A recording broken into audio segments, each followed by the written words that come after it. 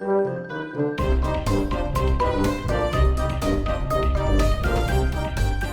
and welcome to another episode of the Groundfox podcast. I am JPT and I am joined by three fellow Groundfox members. So let's go around the table as we always do and introduce this week's cast of characters. Starting off, basically looking out my window, calling it as I'm seeing them.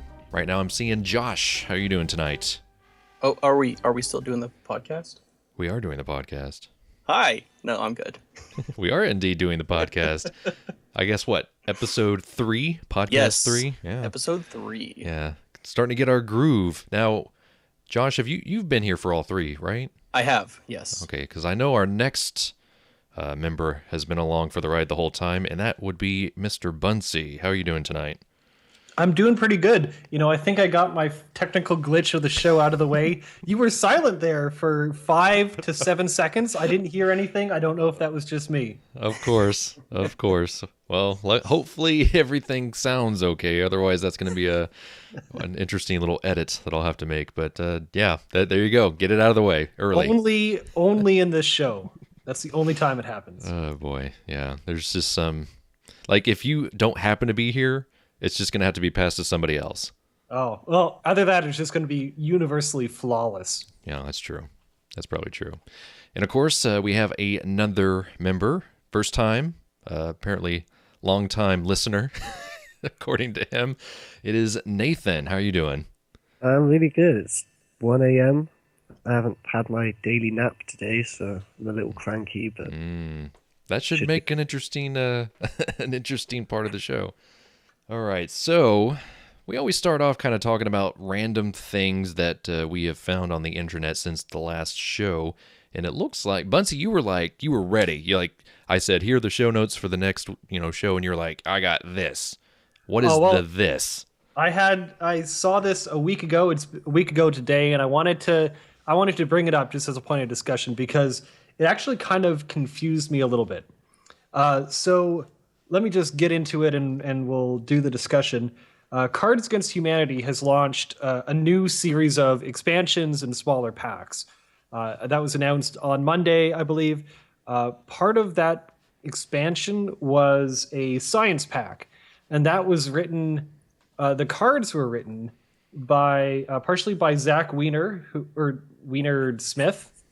Zach Wiener-Smith, I think that's his name. Sorry. Wow. there's no way that's his actual name. No, it actually is, I think. He is the author and artist of Saturday Morning Breakfast Cereal, which is a webcomic that I really like, SMBC. They also have a web series, SMBC Theater, which they've recently renamed to The Theater. That's probably better off. Yeah, whatever. I thought it worked. It had name recognition beyond just The Theater. Yeah, that's true. It's kind of vague. Anyway, so written by Zach Wienersmith. Gonna go with that as his name. And another kind of like science personality. Then obviously pared down and published by the Cards Against Humanity people. The upside of the card pack is that it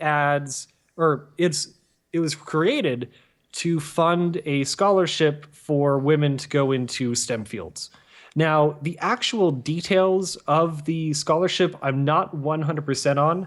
I've kind of read conflicting information, like it might be this is a one-time scholarship for one woman. It might be that this is going to be like a yearly thing, or it's going to be a one-time multiple grant scholarship. But I do know, at the very least, that it's going to be a full ride scholarship for 4 years, and it's going to be given out by a council of 40 women who work in the sciences or in STEM in general.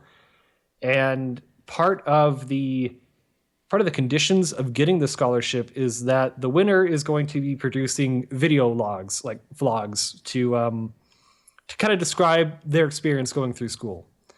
The scholarship is going to be open to any person who identifies as a woman, so there's no worry about transgendered people getting mucked around in there either.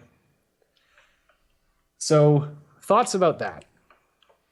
Well, my initial thoughts is I'm wondering if perhaps they're just waiting to see how successful or unsuccessful it is before they say that it's an annual thing. That's kind of what I'm thinking. And it makes me wonder if maybe they're just going to focus on a particular group or individual type every time. Does that make sense?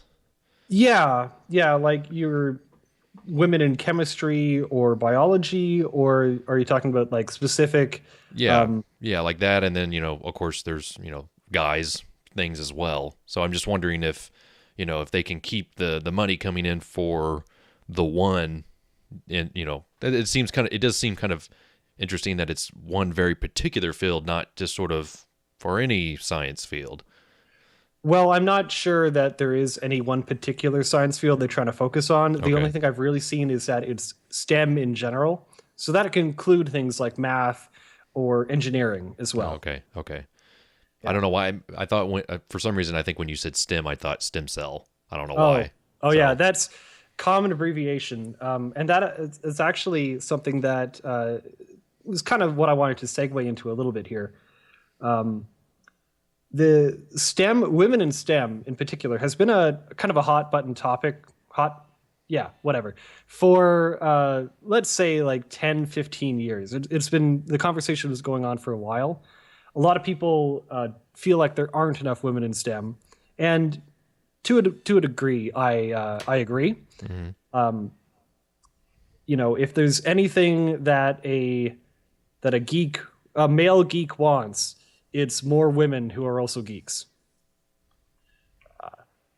I would not disagree with that. Yeah, I suppose that's why they're doing the vlogs, to just generally promote it. Like, that's what the whole thing's about, right? Like, try and promote it more, get it more into the general zeitgeist. Like, right. Like the Big Bang Theory, right? That's all science-based, I guess. I don't personally watch it.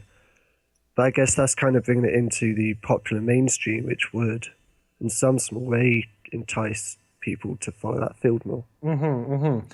When I first actually heard about this thing, I think I have a fundamental disconnect when it comes to the scholarships in general, because here in Canada, we have, and especially where I went to, there's a much different way to go about going through university. Here in Canada, education is highly subsidized. Excuse me. So over the course of a 4-year education, you're paying in tuition maybe $25,000 if you're Canadian total for all 4 years. For all 4 years. Jeez. I know. And where I went to school, I was going to a co-op school. So every 4 months, I worked at a company for 4 months using my education. So I paid my way through university through those jobs. So they were paid. They were like, right. They weren't internships. No, yeah, they were pretty much full jobs. So where I'm coming from might not be fully informed in terms of, the college system in the States and how people approach student debt there. Sure. Well, you usually don't. That's the problem.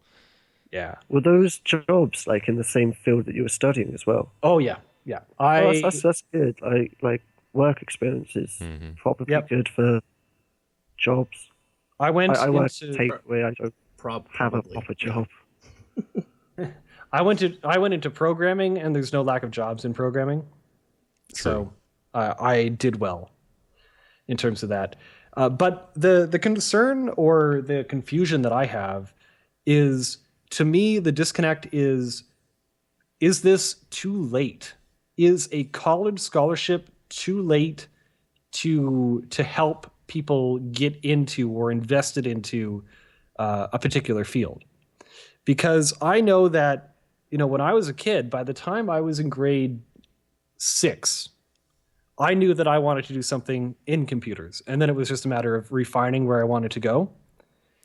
I feel like if you're going to entice someone into a field through a college scholarship, they're either not going to be committed to that field, or they're not going to be as passionate. Yeah, I kind of see what you're saying. Yeah. Right. And fully aware that this scholarship is going to be given to a very, very, passionate woman. Yeah. Like, she is someone that is going to go to college no matter what anyway. Right. Yeah, I see what you're saying in terms of you're almost awarding somebody who's chosen that path already. Yeah. And so it's sort and by sort of having a scholarship already inside that field, you're almost I mean, with attaching it to something like Cards Against Humanity, which obviously has its own sort of fan base set aside. I think maybe that is a step in the right direction, but I definitely see how you might be scratching your head about the timing of it. Yeah. Yeah. In my opinion, it feels like it might be better if they took that money and split it among, like 400 girls in elementary school or high school to get them interested in science early, Right. so that they'll start aiming for those careers. And I think that's kind of what they're doing with all the vlogs, if they can get those distributed widely enough. Yeah. So that was my main sticking point. Now that I heard that they were going to be doing the vlogs, hopefully that will kind of serve their purpose, because an individual woman going into a field, you have no assurances that she's actually going to do anything amazing. You can say the same thing for guys too. Oh, obviously, yeah. I just wanted to put that out there. Obviously, yeah. I just want cover our bases.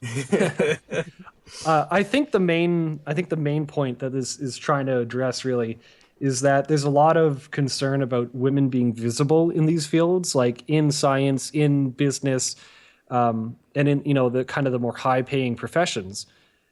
What I think is the main problem is that people who go into STEM fields are usually not the most outspoken or the most likely to stand up and take tons of attention.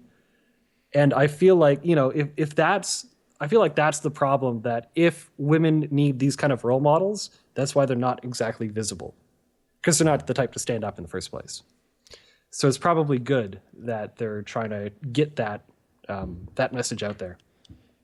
Yeah, I like what you said about the vlogs, sort of, because the audience for those type of videos is a younger demographic. So perhaps they're making that initial investment in somebody that pretty much knows what they want to do in sort of a science field, and they maybe are sort of going out of their way to invest in that, so that then you can get the younger girls to kind of pay attention to that. That hopefully is the right thought process. If not, well, they're missing out on something that could pay off in the end.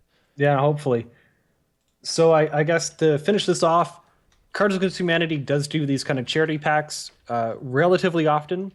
Keep an eye out for them. They usually go to pretty good causes. I think they've gone to like Donors Choose before, and I know at least there was one other whose target I can't remember. By the way, it is Zach Wiener-Smith and an astronomer, Phil Platt. Okay. Well, there you go. Well, Josh, you had something else that you wanted to talk about. I guess science related. Let's keep that theme going. I did, yes. There was a lot of really cool articles that I read this week, but I chose this one that I really wanted to talk about because it impressed and humored me at the exact same time. Recently, I believe it was Google, did a coast-to-coast autonomous drive in the United States. And that finished up a couple days ago. Mm-hmm.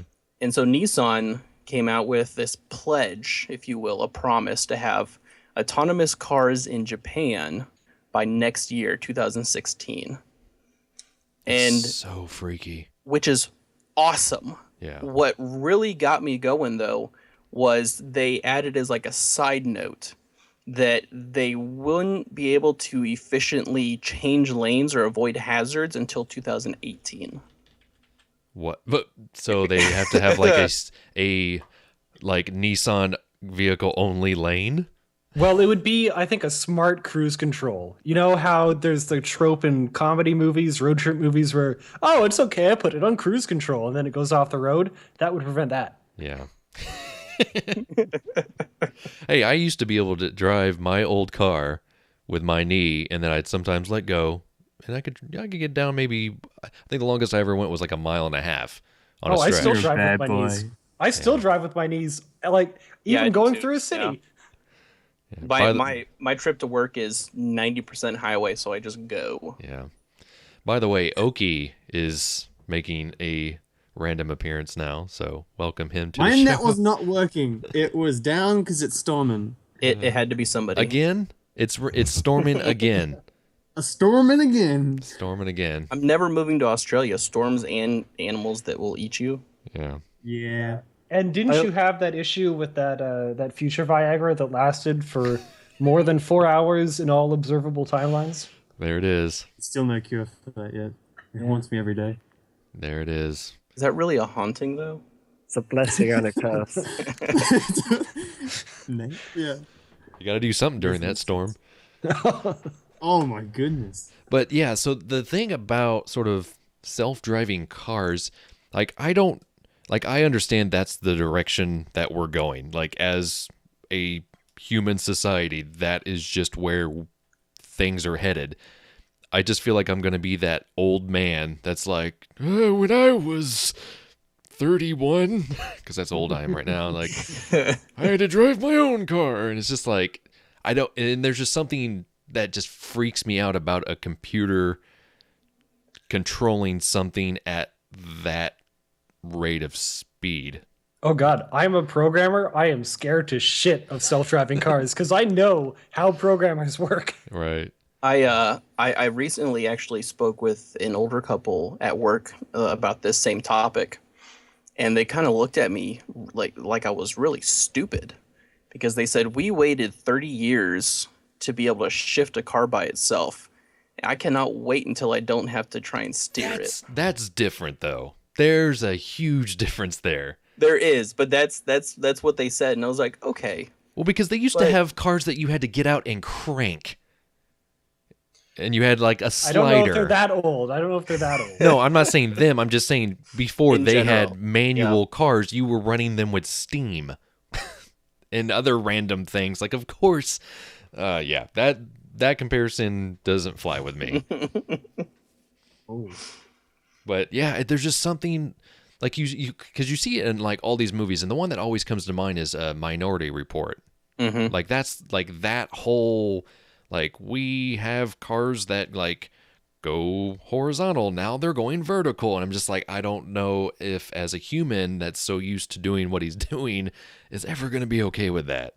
I think it'll be a lot more like iRobot than Minority Report, where you're still there and you can still, like, have a manual overtake, but it does it by itself. And everyone When shuns you you for choose using it. Yes. Right. Yes. Now, do you think, now I joked about this earlier, but do you think there eventually will be sort of transportation systems that would have a sort of autonomous only lane? I hope so. Kind of like how there's, your like an carpool HOV. lane or, yeah. It would make sense. That way, if something did happen, it would only happen to those that chose that route, one would hope. Although, my big thing is now thinking about that particular situation, what if one of our vehicles that, let's say, we're in control of goes into that lane? Like, that's a lot of stuff you have to have working for that vehicle to know what to do in that situation.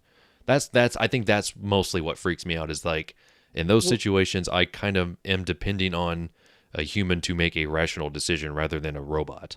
Collision detection and avoidance isn't anything new. Right, but in terms of, like, all they're really at this point is braking. Yeah. I'm talking, like, steering, all, many other, I don't know. And those things exist to a large degree in smaller projects. Mm-hmm. Like, but not by next year. I went through a round of interviews with high school students who wrote Lego projects that did that. Oh, I won't be driving a Lego car any soon. I know. I'm just saying. It's a matter of scale, but it's there. Sure, and I understand that, but I'm just, but I think what is here is the 2016 deadline, I think, is a little too ambitious. I don't know. It better in Japan than over here. And over here, by over here, I mean the United States, because that's where I am. Yeah. So, I don't know. Someone's got to take the leap. If they want to, go for it. I will be I'll be watching from from a distance. But and I mean, and that's not to say that I don't. I mean, I am very curious about it. I really want it to actually happen and become something, because I'm always for technology advancing itself. It's just I'm finally running into that one technological thing that just scares me, and I think that this is it. What I thought was quite interesting was quite recently Elon Musk tweeted that he kind of predicted that soon enough non-electric cars will be illegal, or it might have been that or self-driven cars. Which I thought was quite an interesting concept. It'd be them just used for sport. So it get to the stage where automated cars, electric cars, they're just the norm for everyone. So if people watch horse racing and stuff, right? But there was a time when horse racing or horse riding was just considered the norm. Sure. Now it's a novelty. I think that's going to be the way it will evolve in our kind of society. Yeah, I think self-driving NASCAR would be a little boring. Yeah. Well, not if they do it next year when they can't avoid each other. That's true. Oh I will God, definitely watch that. NASCAR. Yeah, I'll definitely be watching that. But yeah, that's an ambitious deadline. I mean, it really is. Because when I first read the article, I just was, the headline that you sent, I just was like, oh yeah. Like, they're just the next in line to say that. And then I looked and I was like, oh, 2016. Well, let me read this further. I think the full deadline that they want is 2020 fully driving cars. Yeah, Sure. the deadline for Commonplace they're shooting for is 2020. Sure. Which even then that's 5 years out. Mm-hmm. Yeah. Or are they doing it like the model years? So it's really just 4, because they always this year's cars potentially 2016. Yeah, because 2016 are coming out this year, so potentially. Yeah. Set expectations low, aim high. Man, what is that? Okay, so what does that test drive look like the first time? Do they just put plastic in the back seat? So people just wetting themselves as they what? I mean, I don't know. Wetting themselves. Well, I'm guessing that it's going to be the same thing where you're going to be able to take control if something goes wrong. And if you're right, I'm just talking in terms of okay, we're getting in the car. You're interested in a self-driving vehicle. Oh, and then okay. it's just it's that pitch, that sales guy that has to take that person on their very first. Oh, so for the actual, make sure they don't for pee the, themselves for the test drive. Right, that's what I'm talking about. the consumer test drive. The consumer test drive. Okay, you've got your mom and dad or whatever, they're wanting to upgrade their vehicle, and they want to take it easy this next time around, and it's just I'm just seeing those situations just on the news. Yeah, this just goes somewhere, whether it be right or wrong, or I don't know. I think that might be a little interesting. Okay, next topic. Yeah, that's always something. Well, Nathan, you've got something that you would like to talk about, and I can easily join you on that one if need be. Oh, Yeah, right, I've yeah. got I'm something to add super also. psyched for the Game of Thrones series coming up. And kind of crept up on me.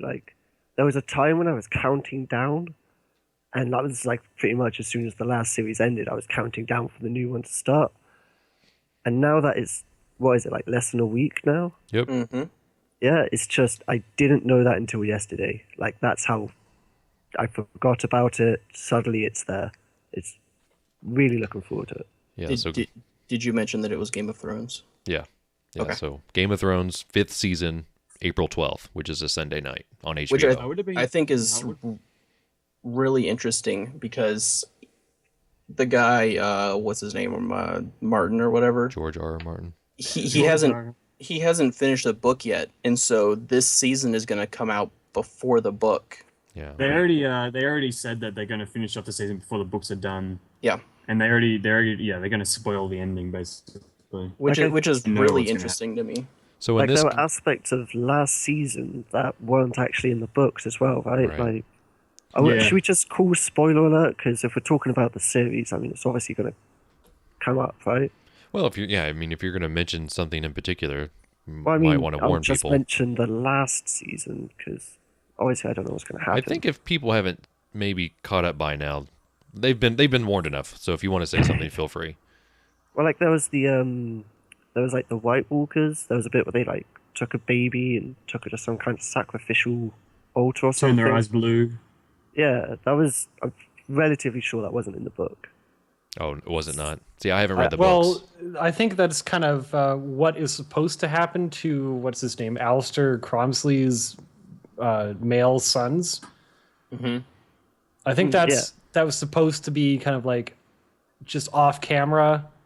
Here's kind of like, oh, they do bad stuff to them. So they're just putting a face to it. Gotcha. And that they're raising an army. Yeah. True. So now in this instance, so I haven't read much into it, so we're not necessarily assuming, but we know that they're working off of the author's framework that he just hasn't finished, or are they kind of going off in a sort of slightly alternate universe like Walking Dead does? He told them like before they got the contract that what series will go and end. So they know exactly what's going to happen. Okay, so he's in cahoots with what's going on. Yeah, there's two men in the series. Gotcha. Yeah, they know how he's going to end the series, whether they stay true to that or not, because they've already diverged in more ways than just the baby, for example. But it all depends how close they want to stick to it. Yes. They have admitted that they've killed people off who are not dead in the books. Yeah. But, you know, those aren't major people. I haven't even been that excited for Game of Thrones because I've been too interested in Vikings. Yeah. Vikings is freaking awesome. It's so good. Like, I'm not too excited for Game of Thrones right now. Yeah. Well, Well, there's only three episodes left of Vikings, so. yeah. The third, yeah. Vikings was one of those shows that I watched. I don't know how far I got into it. It just seemed... I don't know. I've heard that it's kind of fleshed out a little bit more, so I'm thinking I just have to find where I left off and kind of keep going. I think I didn't give it as much of a sort of chance as I think I needed to. About halfway through the first season is when it gets really good, and it just goes full steam from there. Okay, and that's probably where I stopped because I was like, okay, I don't see where this is doing anything.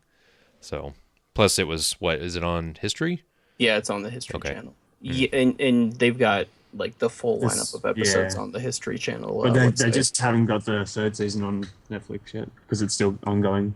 Right.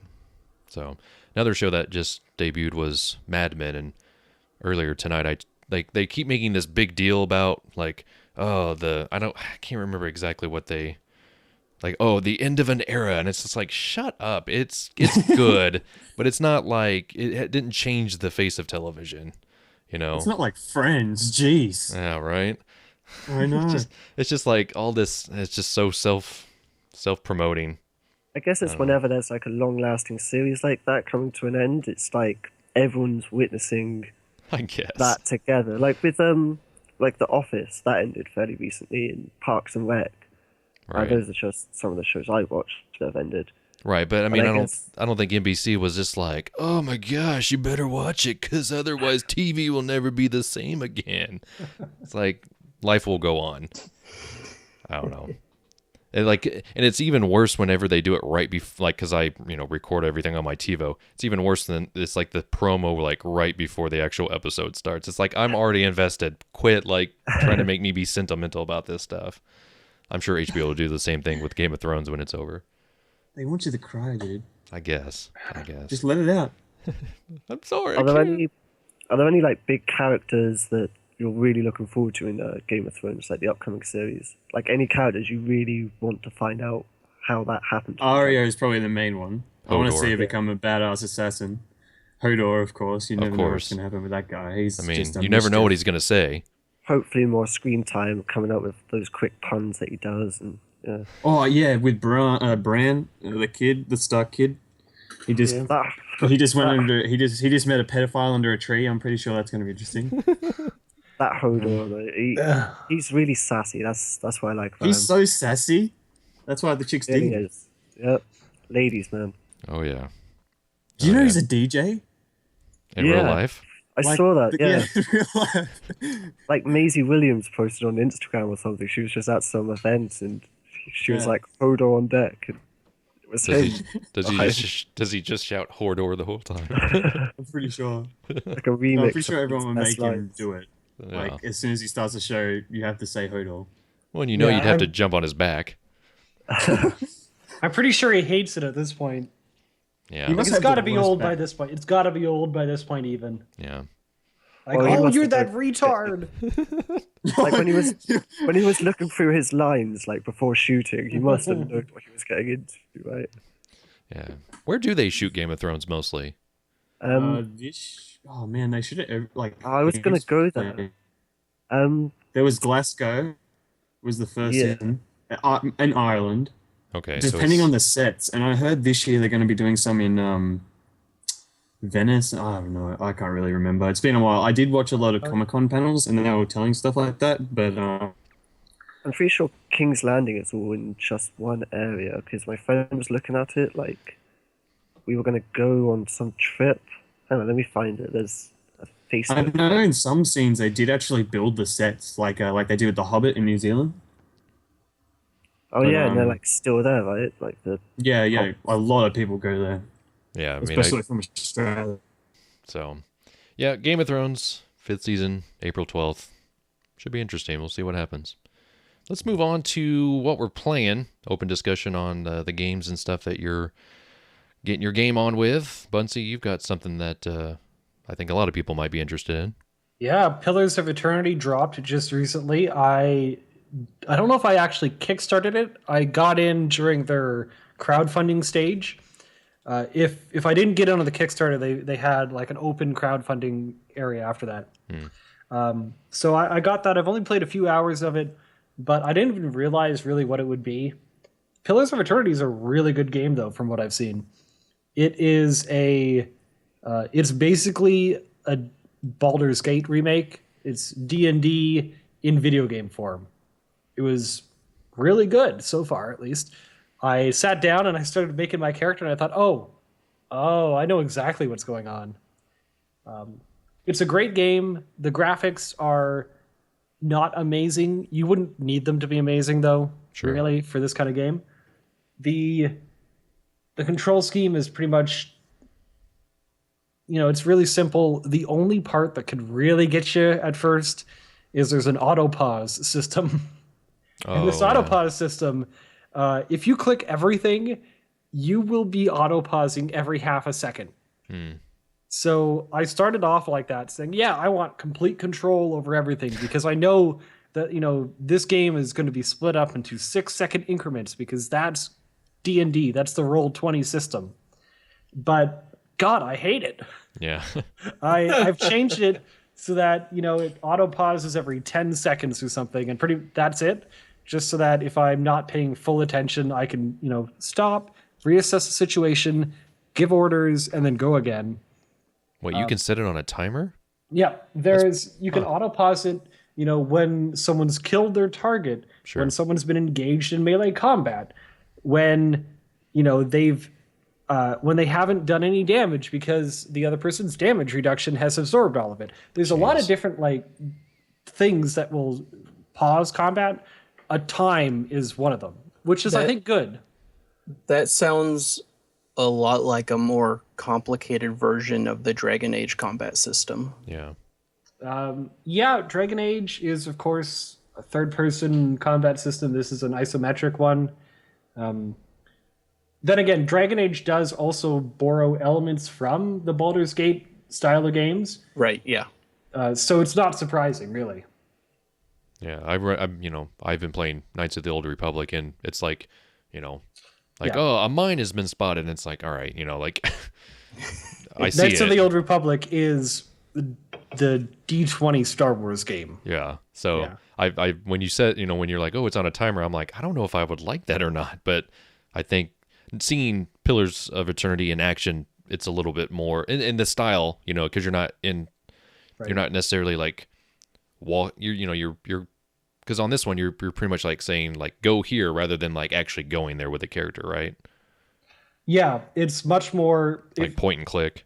Yeah, it makes a whole lot more sense if you think like a squad combat game where you're commanding individual people. Mm-hmm. If that's where you're coming from, that's kind of a good way to approach it. Yeah. So it is just like a point and click, go here, go here. Mm-hmm. Whereas in Knights of the Old Republic, can you actually do like point selection, walk over here? No, you have to like arrow key over to some. Yeah, then that's where I was just making sure that I wasn't missing something. So, because like if like I was walking and then it just randomly paused for no reason, it would kind of like I probably wouldn't like the game so much. Yeah, but much different in that control sense, scheme in that sense. Gotcha. Well, it sounds like you're having a good time with it. I've seen a couple people playing it on YouTube. It's probably something I might pick up a little bit later. Seems pretty, like, even just the character creation thing seemed very entertaining and a lot more in-depth than it probably needs to be, but it's kind of fun that way. It's about as in-depth as I would expect a role-playing game to be based on a D20 system. Sure. Yeah. It did kind of have that, like, flavor to it to where, like, you know, if you were doing it, like, on a sheet by yourself, you know, at home or whatever, like, you just wanted to have, like, little characteristics, this kind of adds that into it, which I appreciated. So me and Roots just got finished with our first D&D campaign this Friday just gone, so Good Friday. But yeah, that was like my first experience with Dungeons and Dragons, and it was pretty cool. I enjoyed myself. It was a new experience. Well, yes, we did. I mean, we were unconscious through a good portion of it. Yeah, it was good. Like, I think, because like our DM, it was his first time being DM as well, and he wrote the campaign himself. He did a really good job. Yeah. And yeah, like I think we got most of it done. Like, I don't think we missed many points of his story. So yeah, quite like D&D. Let's see. Well, the game I've been playing, or at least the game that I luckily got to play on the one particular day, was I was playing Dying Light on April Fool's Day. Now, what they did for this particular day was that if you logged into the game between whatever hours on April Fool's Day, it basically gave your character superhuman powers to where if you kicked or punched a zombie with your bare fist, it would basically send them like flying down a half city block with ragdoll physics. That's awesome. And it was amazing. Like, and it was almost to the point where that's all I wanted to do the whole day, because I didn't want, like, you know, April 2nd comes around, I can't do this anymore. And the whole time I'm playing it, and I think I recorded a video, I'm just like, this just needs to be a game mode. This just needs to be a game mode. And so and there's an achievement if you basically kick 100 zombies off of buildings or bridges, you got this like 300, it was like a 300 type of achievement. It just, like, the game's already fun already, but then this just added a hilarious just note to it. Because the zombies already kind of have like a stiff ragdoll to them, but this was just like the Jello version of that. It was just like, blah, and it's like, okay, that is what I wanted. Like, you didn't know that you wanted it until it actually happened. So that's awesome. Josh, what are you playing lately? I've been playing New Vegas. I am gearing up for a series, I suppose, on New Vegas. I've been holding off because there are a couple of mods releasing this year that adds both the Red River portion and the far west portions of Texas to the game. Nice. Yeah, and so I'm going to throw those in there when they come out. But I've been kind of playing around to see like how interesting I could make your character builds, because in the Fallout series, you want your speech and charisma as high as possible. And I've been turning them all the way down for what I've been playing recently, and have my speech and my charisma both at 1, just to see exactly how far I can get in the game without killing myself with not being able to do stuff. Yeah. That was one game I played on the 360. Someone bought it for me on the PC. I think I played like the first 30 minutes on a stream because I was like, this is going to be my stream only game. And then I just stopped for some reason. So yeah. I just know that game has so much more replayability because there's the 3 different outcomes at the end of the game. Yeah. I think I experienced one. I watched somebody else do one. And so there's still another one out there that I really want to tackle. See, New Vegas is one of 4 games I have on my Steam library. There's Civ 5, New Vegas, Call of Juarez or something. Yeah. Total War. And Civ 5, I've clocked over 1,000 hours. Yeah. New Vegas, I have like 20 minutes, and the rest I don't think I've played. Yeah, you just need to get in it.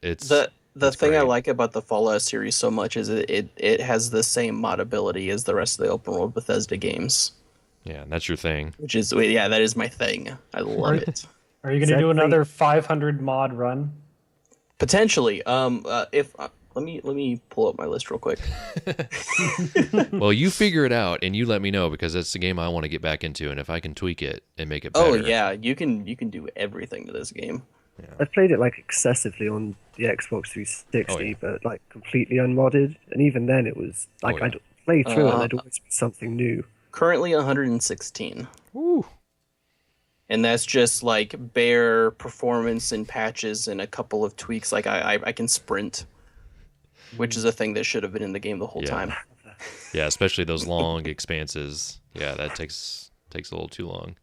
You can do better, Josh. I know you can. I'll work on it. I'm sorry to disappoint you. Josh doesn't have a problem at all, he promises.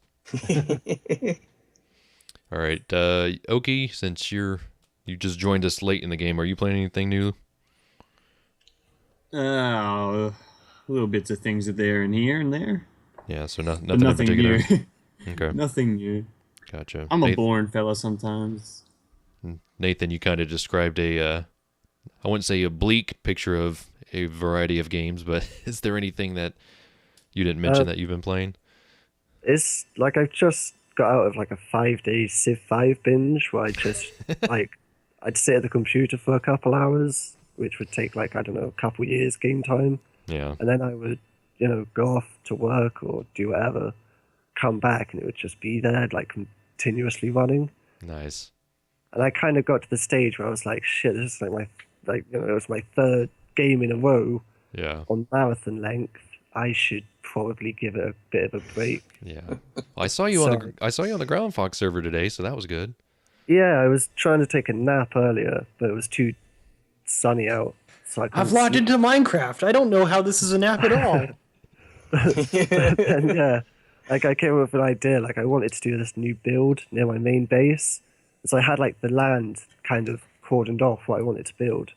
And I had a rough idea, and then it kind of came to me, and I was like, yes, I'm going to go build that. So I'm going to build like an amphitheater, Colosseum type build, but practical use as well. And Yeah. I have a rough idea, but I don't like planning things out. I just sort of wing it half the time. Yeah. I got a random itch to do something on the server, so I just built an Enderman farm this week.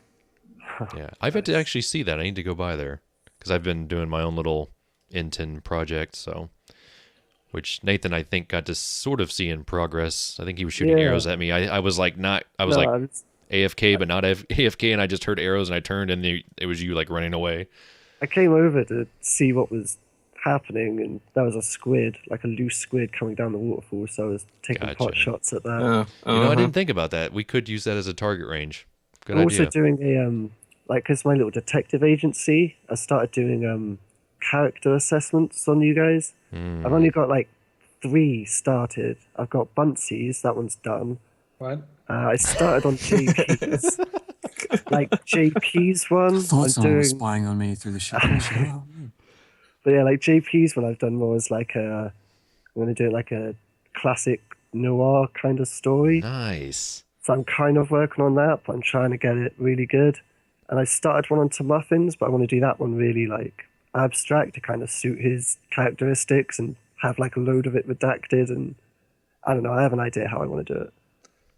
Interesting. Yeah, that's what I've been doing. Yeah, because I'm building part of my build is right next to yours, and I kind of look over and I'm like, I wonder what he's doing with that. So it's good to know that it's in use still. Well, if you go in, I've got like a couple books and stuff from like past cases. Like I think it was it might have been you, Oaky, and Muffin gave me like one case that I did. Like I wrote up a little story. Like in one of the old maps, I used to like I had like a series of notebooks, and like Josh used to like read them out as like story time in my little bookshop. And I started keeping like tabs on people. I would just follow them for as long as I could and write down arbitrary things of what they're doing because I found it really funny. That's funny. Like I set up a spy nest above Mukaki's base, and so I just watch what he was doing, like take serious note and hope that he came across this little like terrorist cave above his cliff that was full of books on him and stuff. I don't think he ever did. So I don't know if he hears this, he'll probably be quite disturbed. But it was really funny for me. Yeah. Well, now I know to be paranoid. Might be so. All right. Well, let's see. What are we watching is the next big topic. Bunsy, I know you've got a couple things that you want to talk about, so go right ahead. Yeah, I got to hop through these. I don't know how many people know about these series in the chat right now. I just want to catch up on some anime from last season. The first is the second season of Durarara. And it's a really weird name, I know, but bear with me. Durarara is a series that is a kind of more of like a character drama set in Ikebukuro, which is somewhere in Japan. Whether it's a town or like a district of Tokyo, I'm not quite sure. But it's kind of following a friend who, a guy who's just moved to Ikebukuro and getting used to the city, and it's full of just really weird creatures, like a Doulahan. And for those of you who don't know, like me before I watched the series, a Doulahan is I want to say Dutch folktale about a headless rider who carries their head around with them. And this particular Doulahan has lost her head, and she's trying to find it within the city. There's also a guy named he really wants to kill Izaya. I forget his name right now. He's a guy dressed like a bartender who's incredibly strong and can lift up cars. And there's this gang that runs through the city called the Dollars, and no one really knows who they are because there's no visual element to them. There's color gangs which wear colors to identify them. The Dollars are colorless. It's a really weird concept. It seems like it wouldn't be interesting, but it's a very interesting series. This is the second season of it that's just ended. There's going to be a third. And if you at all like Durarara, there's another series by the same people called Bacano, which is all set on a single train ride. And it's like a recounting of the events that happened on this train ride. Nice. Again, not a very interesting sounding concept, but the characters and the story make things really interesting. I just looked it up. Ikebukuro is a district of Tokyo that has the third biggest train station in the world. See? Yeah. I knew it. I knew it, kind of. I half knew it. No, that sounds interesting that you basically are restricting yourself to an environment and a time frame and try to tell as many different stories as possible. It's a gimmick that Hitchcock used a couple times, which I thought was nice. So like a Rear Window, right? How it's all just confined into that one room because he's confined in a wheelchair. Yeah, and Strangers on a Train, same thing. Yeah. There's a really good film called The Man from Earth, and it's literally, it all takes part in this one room, but like just the dialogue and the character development is just so good. Mm-hmm. Yeah, so it's a series that I really like, and Bacano has two of the weirdest characters in it that I just really like. It's like a train robbing duo who are the most oblivious and just there's no way anything they do would ever work kind of characters, but they're great, and they make a short appearance in the first season of Durarara. The other series that I wanted to bring up is called Shirobako, and this is a series that does not have a first season to it. It's might have a second, but we'll see. It's all about the process of making anime. So there's a girl and a group of 5 friends who really want to make anime for a living. They made a school project that really inspired them, and they want to go on to do this whole thing by themselves. So the main character comes into this production company as an intern. She's a production assistant, which means that she kind of coordinates the production of individual episodes in an anime. And she's come into a studio who just came off of doing one of the most hated anime of all time, Jiggly Jiggly Heaven. And they're tasked with with making a new series that they hope doesn't completely bomb. And it's all about her kind of learning the ropes about how anime is produced. And then eventually in the second half of the season, it's like a 30 or 24 episode run. She is now like the production lead on another series, and it's kind of like the different challenges that you face when you are they called her the production desk or something like that. Now, is this an anime within an anime, or is this real life? This is an anime. Okay, so it's okay. That's there are clips of the anime that they are making in the show, of course, but it's mostly about the kind of the process and the people behind the making of anime. Gotcha. And that series has actually got me much more interested in how anime is made, and it kind of really got me looking at a talk that I don't know if I'd be able to find again, all about key animation. And key animation, for those of you who don't know, is kind of like the main points of action in a particular scene. So you'll have key artists who draw within a scene of a cut of like 10 seconds. They might draw 10 to 20 to 30 different frames. And then those keyframes are sent to in-between animators who kind of fill in the gaps between each of those to make the movement smooth. Mm-hmm. So just like going through all that stuff, really interesting. Something that I would recommend as well, as something that, you know, if you're into anime, you probably would find it really interesting. If you're not, you know, maybe if you're into like production of media, it might be interesting. It's more of a meta anime to me than a full series. Right. Yeah, just when you're describing it, I just wanted to make sure it wasn't like a documentary, but it's kind of cool how they took that kind of idea, like, hey, we want to show people how this is done by doing it on top of it. Yeah. It's kind of interesting. That's one thing about anime that I appreciate. There's just like they can take, it's almost like they you know, it's like a rolling of random dices that have names or different things on them, and it's like, okay, we need to make something out of this, and then it just happens. And sometimes it's brilliant, and then sometimes it's like, okay, what just happened? Yeah, the weirdest series that I actually kind of liked was a show called Akikan, which is about the Japanese government trying to standardize the materials which make soft drink cans. And there's kind of like two main factions. There's aluminum and I forget the second one, tin maybe? Whatever it is.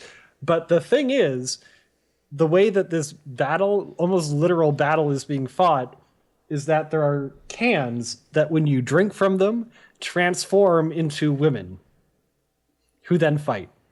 The cans transform into women? The cans transform into women. Oh my gosh. And they all have their own kind of unique abilities based on what flavor of drink they were. Awesome. But there's like an expendable amount of them. Yes, exactly. Wow. It's the greatest thing. Yeah.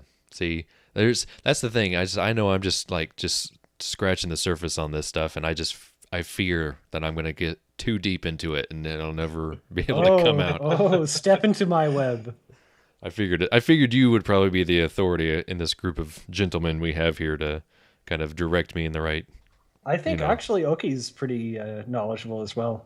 Yeah, sounds like it. It sounds like, you know, anytime it gets brought up, you two are always, you know, I'm always like, I'm going to turn this podcast into an anime podcast eventually. Yeah. Just wait.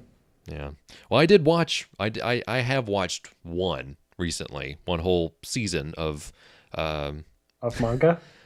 Yes, that is, you know, was once that. Obviously, that is the printed version of it. Correct me if I'm wrong along the way. Feel free. But of course, was turned into an anime that Netflix picked up the streaming rights to. The series called Knights of Sidonia, not Knights of Sidonia, like the Muse song, you know, which got me into that band, by the way. Yeah, that's, great band, great song. Yeah, that was my entry level on Muse as well. Song. Yeah, but this one is, I think it 12 or 13 episodes. 12. 12, yeah. basically it's set in space, way into the future, and like near the 3400. Basically, a number of years after humans flee Earth, because Earth has pretty much been destroyed by these gigantic alien creatures named the Ghana, and basically all of human society is floating in space on this settlement called Sidonia, and basically protected by these, I guess, mechanized weapons. I don't remember what they're called, but they're kind of like Gundams. Guards. Are they called they? guards? Yeah. Yeah. Your typical, larger than life things that people climb into and control, and that was probably, I don't know, I saw that and I was like, okay, and then I saw that in space and I was like, all right, because I was always loosely a fan of the Gundam series and things like that. Did you watch all of Gundam? Yeah, I mean, I didn't watch it in its entirety, but I have watched enough to just. Oh, there's a lot of Gundam. I know. Oh yeah, if giant robots are your thing, well, let me tell you something about the world of anime and how many giant robot series there are. Trust me, that's why I was like, okay, here's Gundam. I'm okay with this. Let me not go any further out, because again, I know how deep the well goes. So, and I thought, I'll give this one a shot. If I like this one enough, we'll keep taking the steps in the right direction. So we'll watch all the Gundam. We'll watch all the Gundam, yeah. Now, so something that I wanted to ask you about this series. Yes. The thing that kind of really turned me off, beyond the fact that it's a mecha series, I usually don't watch mecha anime, was the 3D. Everything in this anime is shot into 3D and it's kind of like rendered into 2D. What did you think of that? I liked it. You did? I did. I liked it because it made it look like it made it feel modernized. There was just something a bit, which I think works in this particular instance because it's science fiction. I think if it was the more sort of traditional settings that you find, just anime in general, just kind of like your earthly, I guess, parts, I may not like it as much. But of course, you've got your lasers and you've got, your, crazy whatever, people floating in suspended animation and stuff like that. I really liked it. So, and it never one time I was like, oh, this looks weird to me. But I really liked it. Yeah. As a longtime watcher of anime myself, the 3D animation has, I always notice it, and it's always something that just kind of throws me out of immersion.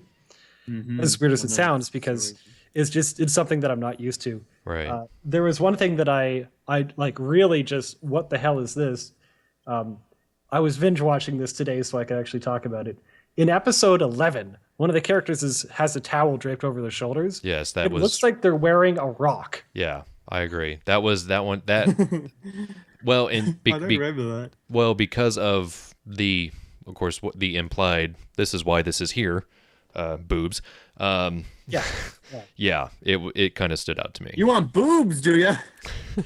Well, yeah. The thing is that it's just the way that they do it, and it's really easy to kind of see why they're doing it. Just the fact that they're trying to make these 3D images flat, they have to rely on shading and then light falling over the valleys and stuff. So it's obvious that they modeled the towel as a 3D object, right? And then the shadows are kind of dictating where the little dark spots show up. But it just looks awkward when you actually have the final product. Yeah, I didn't mind it as much. I mean, it didn't throw me off. A lot of the stuff looked really good, but just advantages and disadvantages of the 2D and the 3D approach. There are just parts where it looks awkward. Yeah, I don't know. The whole time I was watching this, honestly, the one thing I was thinking was that this either needs to be a television series, like a live action television series, or a movie. I think it would do very well if that was the case. I would really love to see it as a television series by, sort of the same lieu of Battlestar Galactica. I think it could work in that serialized form, like sort of Creature of the Week or, Story of the Week. That's kind of how I felt the whole time I was watching it. It was like, if you could condense this into, okay, you've got these sort of human relationships, then you've got these battles, and then you've got sort of the politics and the war part. You've had these three separate things and kind of pulling the strings on all of them every week, I think it could work. But I don't know. I really liked it. It again, it got my sort of toes wet. I would highly recommend it for anyone that likes sci-fi and is either really interested in anime or would like to maybe see what it's about. I kind of like the character arc. The one thing I really appreciated about this particular series was that, of course, anytime you put a helmet on a character, it's really hard to tell who they are. But they were really good about putting numbers. That didn't necessarily help when half of the cast were literal Right. clones of each other. Well, that, and when they kept changing their ranks, which then changed some of their numbers. Like the main character has like at least 2 different numbers, if not 3, by episode 12. So it's hard to keep up with it. But when they're walking around in their uniforms and stuff, they've got a number. Then they've got a number on their helmet. Then their guard also has a number on it. It's kind of like, I don't know. There's a lot of chaos going on because at some point there are a lot of those things flying around, and they're kind of intercutting. And the other thing too is, did you watch it with the English subtitles, or did you watch the actual English channel? I watched, because Netflix defaulted to it, I watched it in English with English subtitles. Okay. And when I watched it, the only thing it subtitled was anything that was in Japanese. And it was always like the most awkward thing that, like, he's standing in front of a noodles booth, and it was just like, the subtitles are much larger than they need to be, and it was like noodles, and I was like, okay, thanks. Like, I get it. It wasn't that important, but I switched it over to the English channel after I think 2 episodes because I was doing a couple other things in between. And I wanted to make sure I didn't miss anything.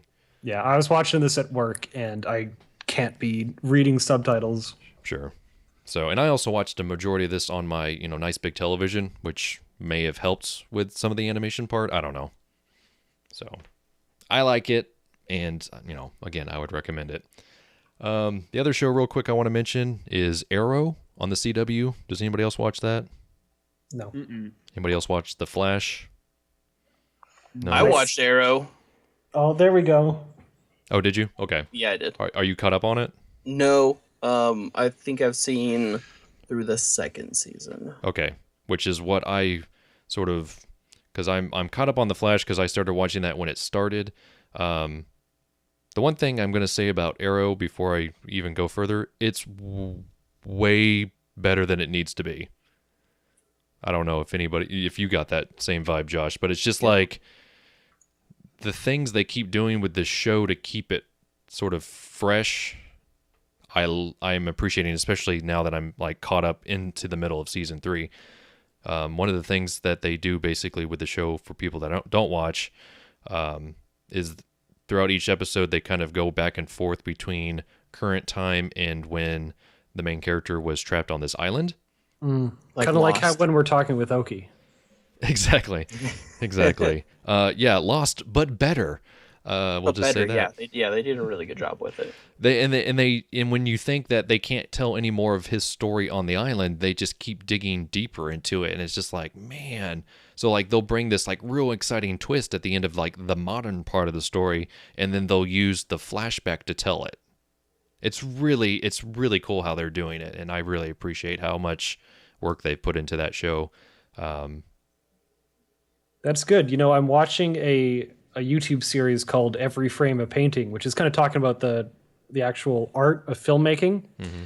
And the latest video that channel put out was a story should always be, you build up to a climax or an exciting part at one part of your story and then go to another. Sure.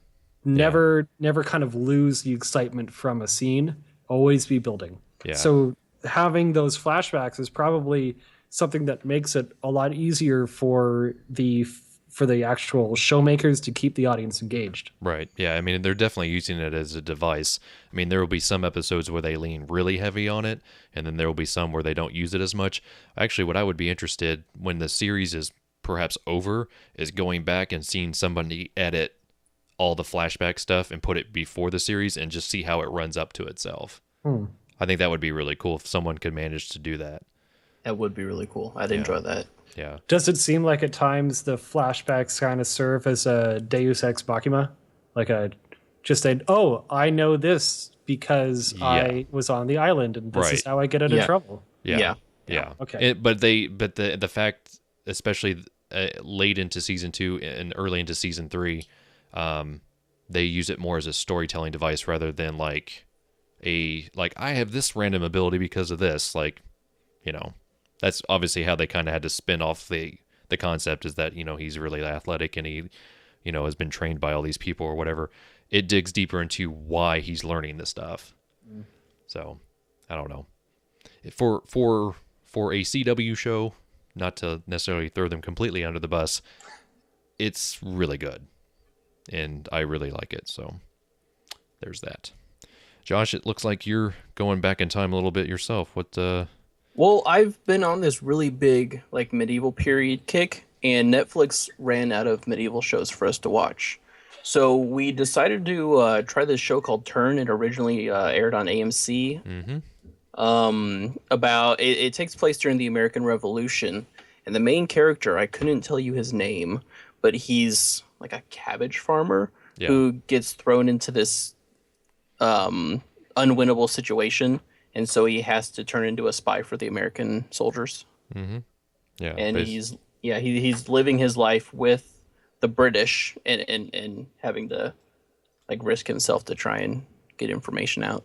Now, have you gone through the whole season? No, we are 4 episodes in. Okay. So we're just getting started with it.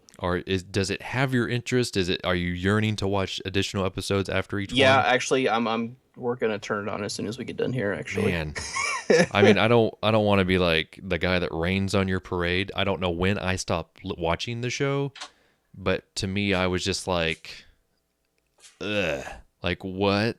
Like, I don't know.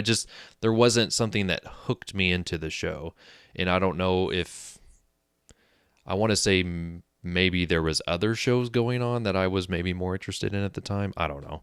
Well, and I'm a really big fan of anything history. Like Sure. a good Sunday afternoon is sitting down and watching a documentary about something that happened in the past. Yeah, and I'm the same way. And that's why I was like really excited about this show. With AMC really giving shows room to breathe, I was really like, yes, this is the perfect time for this kind of show, period piece. And I don't know. You'll have to let me know how, if I need to get back into it. Because I definitely know I got into maybe 6 or 7 episodes. I don't know how much further I went after that. But it just, to me, never seemed like the show was going anywhere in terms of the characters. Maybe I don't know if there was any, like, I don't know if I connected with that main character as much as I needed to. But Actually, the main character is cool. My favorite guy isn't even the main character. He's an off character, and I love him. Yeah.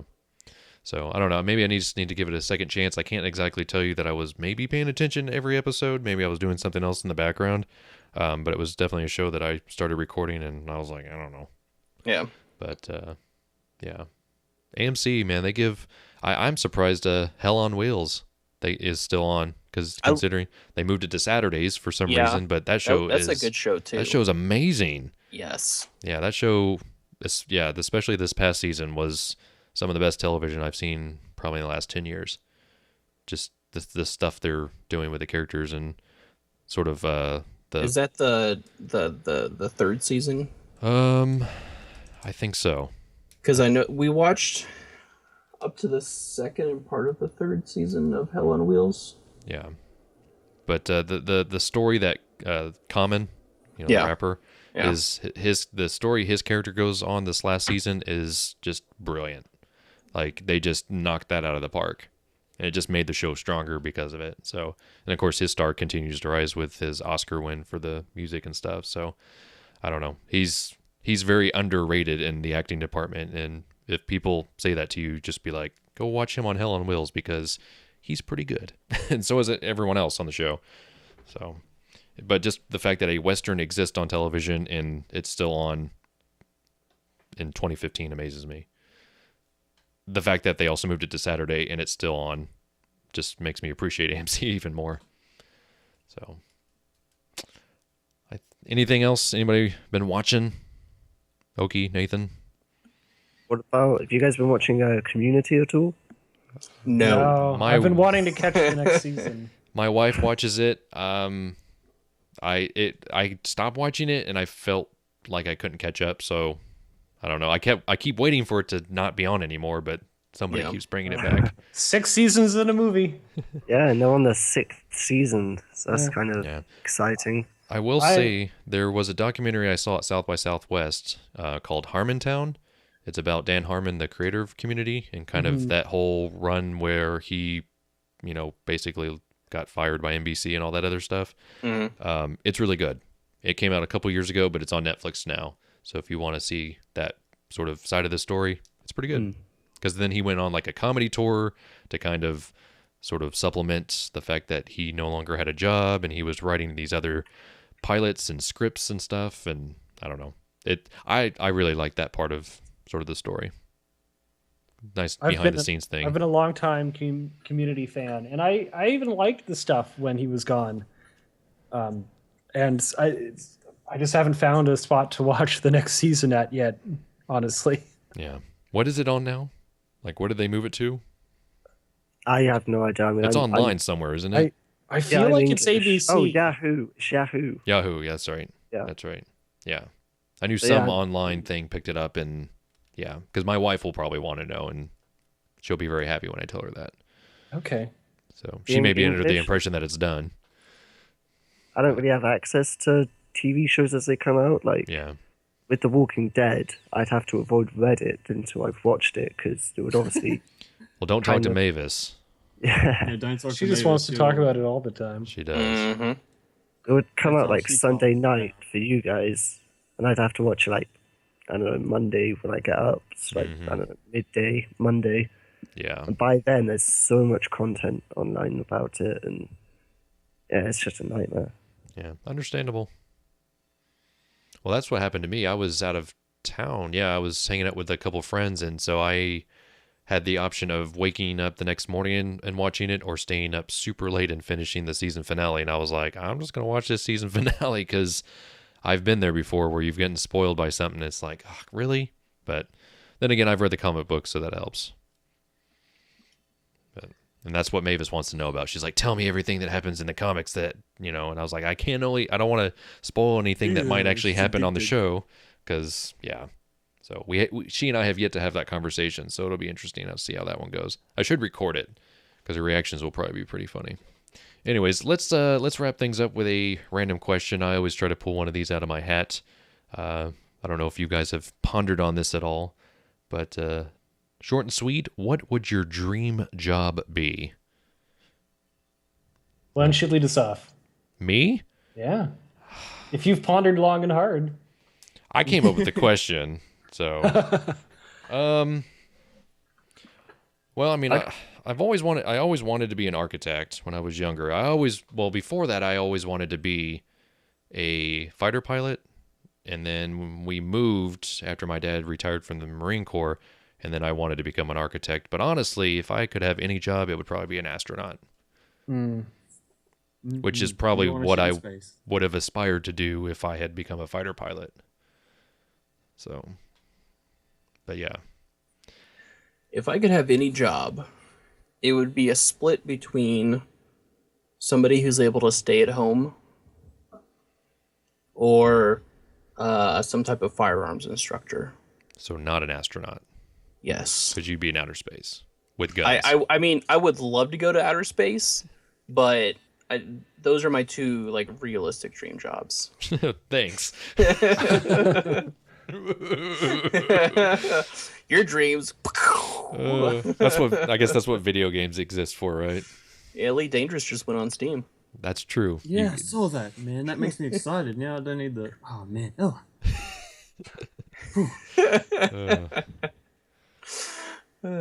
Oaky, what about you, other than time traveler? Well, He's already there. yeah, I'm already there, man. What are you talking about? When I was younger, so growing up, all I cared about was motocross, like racing dirt bikes. That was my whole life, and my biggest dream was to get to the highest level of racing and being paid for that, of course. And I was pretty close to getting there. I did some professional junior races, but then after my parents split up, it kind of went downhill and I stopped racing. So if I had to have a dream job now, I think it would be doing something on motorcycles, but like MotoGP, I guess. Yeah. Because it would probably be more likely than across these days because I haven't ridden a dirt bike properly in years. This is the thing about this question. It's completely open. Even if it's something you cannot do, feel free to mention it. Oh, a stripper. There you go. I've always wanted to be a stripper in space.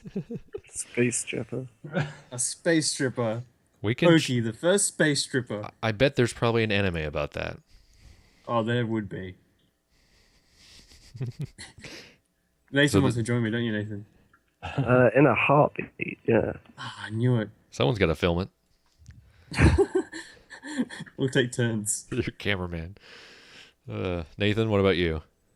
I'm really into like the outdoors, so I guess something to do with You wanted to be Big Girls. like America. You guys have some really nice looking national parks. Mm-hmm. So I guess that'd be cool with something involving that, like I don't know, wildlife conservationist, that kind of thing. Yeah. Something where I don't have to talk to people, and where I can just sort of take my time doing it. What about if you could talk to people, but if you can't understand them? So I'm Throw 'em for a talking to loop. someone, Just coming and Australian, you would not be able to understand an Aboriginal over here, man. it's not that Not I to be want racist, but they are like some people in the outback. You're like, what are they saying? It's not that it's not the understanding people that I have issues with. It's the kind of The interaction. the false interest you have to give to people. Like if you're talking to someone and they're talking about their weekend or something, you have Right. to smile and nod, and they're just reciting. You hate doing that. TV. Is that what you're saying? I love having really good conversations, like in-depth conversations, but Yeah. I find a lot of it nowadays is just regurgitating quotes and snippets. Nathan, we have had a lot of deep conversations, especially about when it comes to Groundfox merchandise. Oh man, which, the whole Chernobyl And, conversation. yeah. Oh, that's another podcast to talk about. Yeah. We'll have like a special podcast where it's just us About pitching. Groundfox Chernobyl factory. Yeah, we could just have we should have a podcast where it's just me and Oaky pitching Groundfox merchandise ideas, and you guys are like the Dragon's Den. And then Josh is going to get an email the next day from some head honcho about it. And it's all going to happen. We're all going to be millionaires.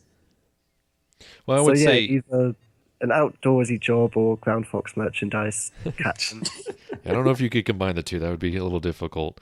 I will say though, here in the States that, we do, I do know a couple people that sort of have the job that I think you're aspiring to. The only problem is that you work, you do work with like maybe one or two other people. And if those one or two other people are just terrible people, you'll hate it even more, which is unfortunate. You're just stuck And with they them. might try and kill you in their sleep. Yeah, you're just In like your sleep. you have your office like in the forest and it just sucks sometimes, or it's great, or you kill them and you don't tell anybody. So, yeah. Are you talking about? Do you think he's trying to be a ranger or something, like a park ranger? Yeah, I mean that's a conservationist or a park ranger. I know all types. They all sort of have the same responsibilities. Whereas ranger's more of a policeman, whereas a conservationist is kind of a they go out and just make sure that everything is well taken care of and sort of. I did not. That thing didn't even pass. But I was just thinking he was trying to be some Joe Blow who would like travel around the world, getting a job in the fish and chip shop here and there, and getting some pennies to keep on going. Hey, whatever works. That's pretty much what I'm doing at the moment. But it's trying to take next to a fish and chip shop. Hey, at least over here, there's one of the Chinese places in my town. Right next door is a pet store. Are they hiring? No, but they're Chinese accepting restaurant. donations.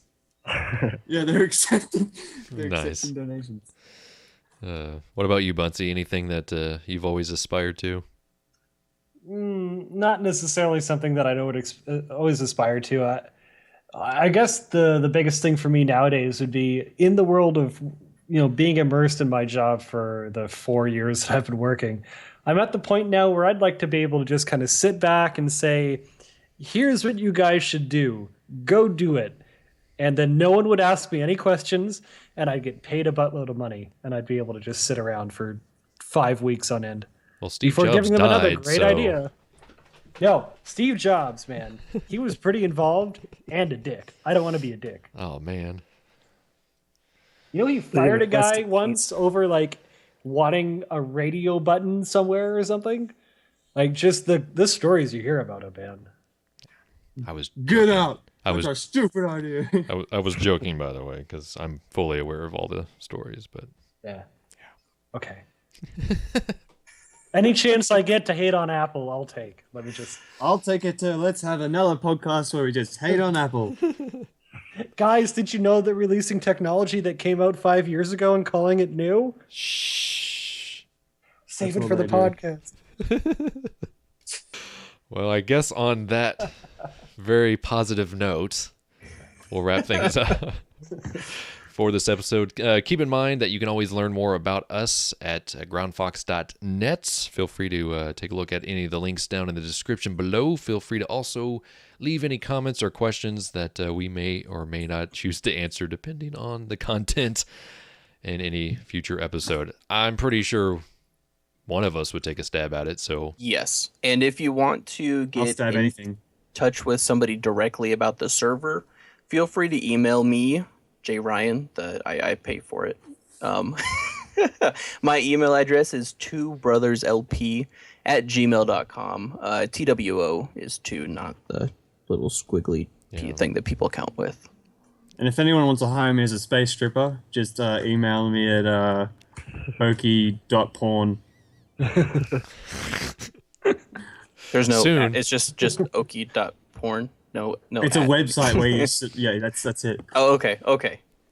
you have to it's like a direct link to your webcam so that Yep. there's an audition process and stuff. So It's a constant loop of my webcam.